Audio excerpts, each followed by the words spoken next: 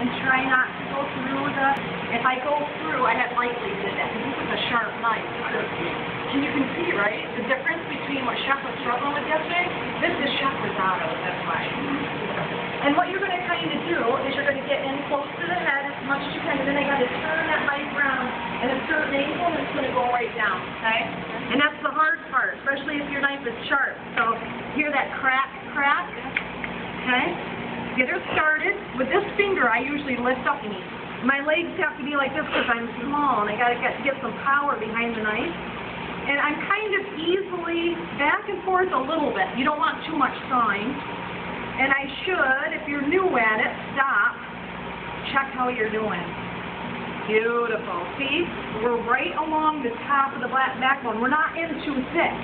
If you're in too thick, your knife blade gets hung up on it. The angle of your blade is really important, and I want that to be nice and smooth. I don't want it to have any big chunks into it. I'm doing good. I feel kind of good about it. Right here, I got to be careful because that belly.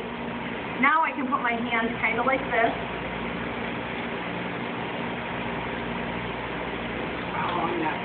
Yep. Now look, if I hadn't cut that pin out, it would have hung up my knife right there, and I would have screwed up the meat under there. Same angle, all the way down. See that? Now watch. See how smooth? Looks like a buggy. That's what you're looking for. Now, see that meat right there? That's what you would scrape out. You don't leave that behind because this isn't your typical makeup stock fish. Now with this right here, see all that stuff? We clean that up. There's some rib bones right in here. So we're going to take the knife.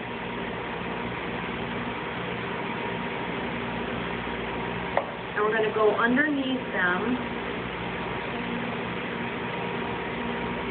until they're not hung up on anything.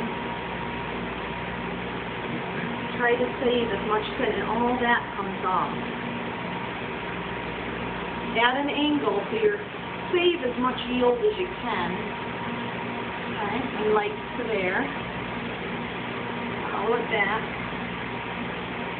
The trick with this knife, it looks like a scary knife. Don't ever go toward yourself or a hand, because if you were to slip, you know what I mean? Yeah. Get rid of that. Okay, now here's what I was talking about yesterday. Take your finger right along this thing. Pull out. See that? And then when I skin it, I'm going to go right along that skin. Now see this right here? This is cartilage from the backbone.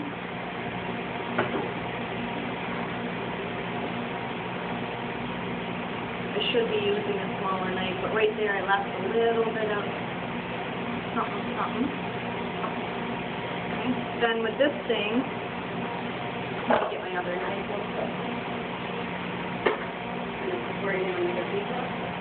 Yeah, but you can kind of get underneath it, like this much.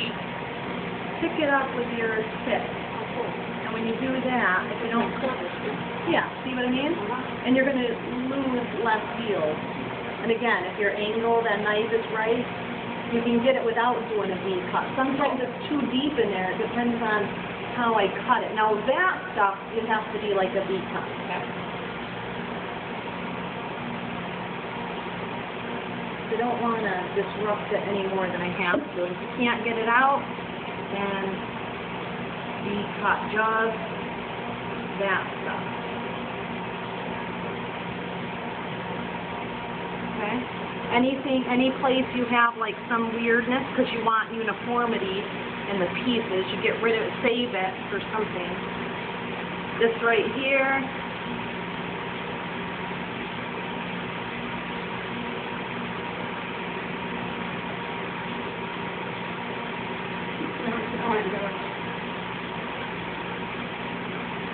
And I had to go a little deeper with that, you see what I mean? But you'll see it's nice and smooth. For presentation, be nice. Right there, that's not so sexy. You know what I mean? Yes, sir. Okay, last thing. I'll skin it. Same way. They want skin on. This will be the only one we skin, okay? I just want you to see it. I'll probably get in trouble for doing it because they wanted it skin on. But get it started. That you're not missing much if you miss that tail stuff. See what I mean? You're going right along. It's easy. It's just the angle of the knife means everything. Because if I cut through it, I screwed it up. Hear that noise? Yeah. Wow. Okay. Now this was the stuff that my finger went under there. And it didn't take off much yield. A little bit right there. Right? So that you would do what he was saying if you wanted a nice garnish. Take that and put it in the oven. Yeah, a little yeah, oil. but you'd have to clean it up. Just like duck skin. You'd have to go like this. And, or maybe you can scrape it off. Try and let him do it.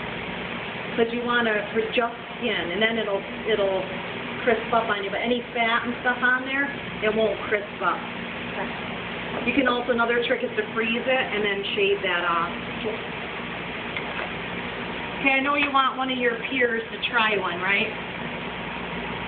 Oh, then the last thing would be to take your bones out. And they grow in that direction, so you want to pull so you don't disrupt the skin. And they start in the sections. You can feel them. Sometimes people do to get them started.